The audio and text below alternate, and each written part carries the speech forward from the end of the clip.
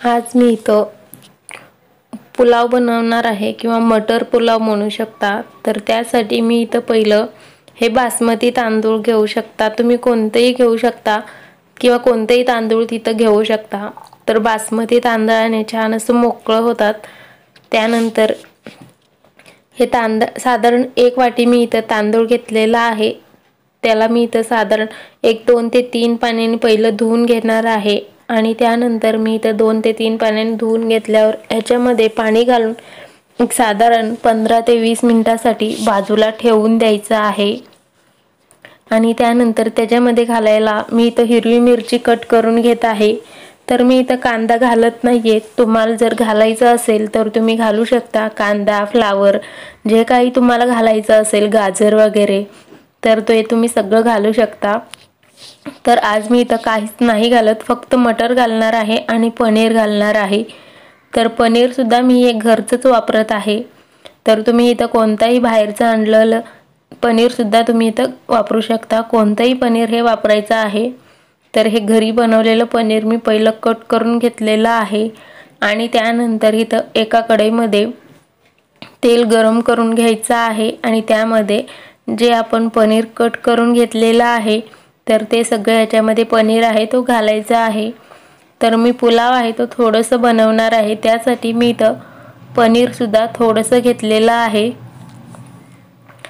आणि हे पनीर आहे तो तेल गरम झाल्यावरती ह्याच्यामध्ये घालायचा आहे, म्हणजे पनीर आहे तो खाली कढईला चिकटणार नाही।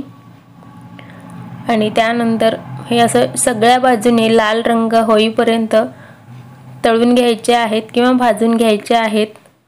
तर हे बघा, पनीरला सगळ्या बाजूने असं छान असं कलर आलेला आहे।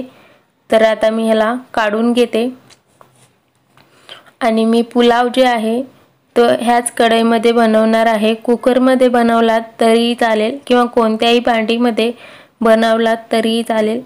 तर मी ह्याच कढईमध्ये आणखीन थोडंसं तेल घालून घेतलेलं आहे आणि थोडंसं तूप सुद्धा घालायचं आहे, किंवा सगळं तुम्ही कोणताही एक वापरू शकता, तेल किंवा तूप।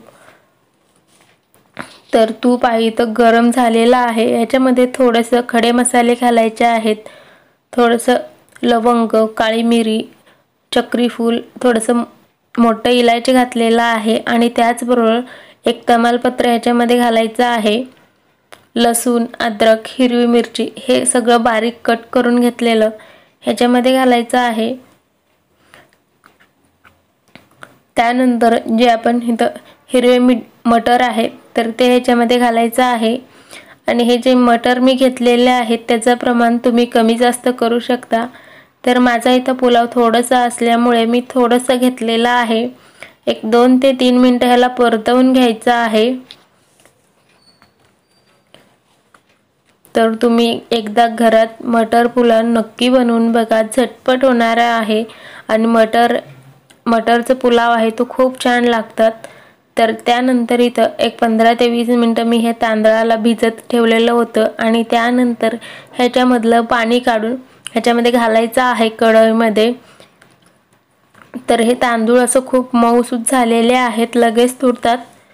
तर त्यासाठी असं हे हलक्या हाताने हलवून घ्यायचं आहे। तर 1 मिनिटभर मी ह्या मटरमध्ये किंवा फोडणीमध्ये परतवून घेतलं तांदळाला।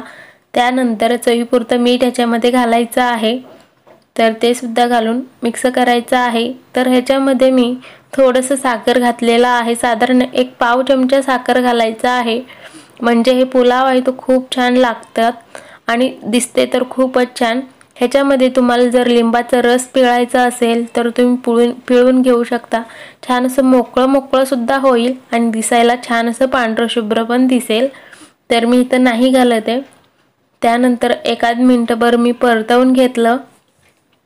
त्यानंतर मी ह्याच्यामध्ये साधारण 2 वाटी एवढं पाणी घेतलेलं आहे। तर 1 वाटी तांदळाला मी इथं 2 वाटी पाणी घातलेलं आहे आणि वर ताट झाकून शिजवून घेतलं। साधारण 6 ते 7 मिनिटाला लागलेले आहेत बारीक गॅसवर। त्यानंतर मी इथं उघडून बघत आहे, खालचं पाणी सगळं आटलेलं आहे, फक्त थोडंसं आहे आणि हे तांदूळ सुद्धा छान असे शिजलेले आहेत।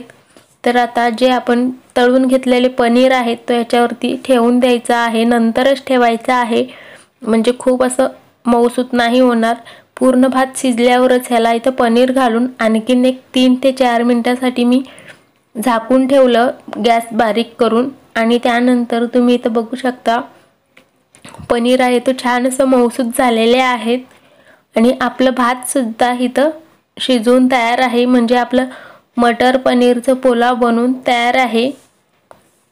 छान असं मोकळं सुटसुटीत झालेले आहेत आणि कलर सुद्धा खूप छान असं पांढरं शुभ्र आलेला आहे।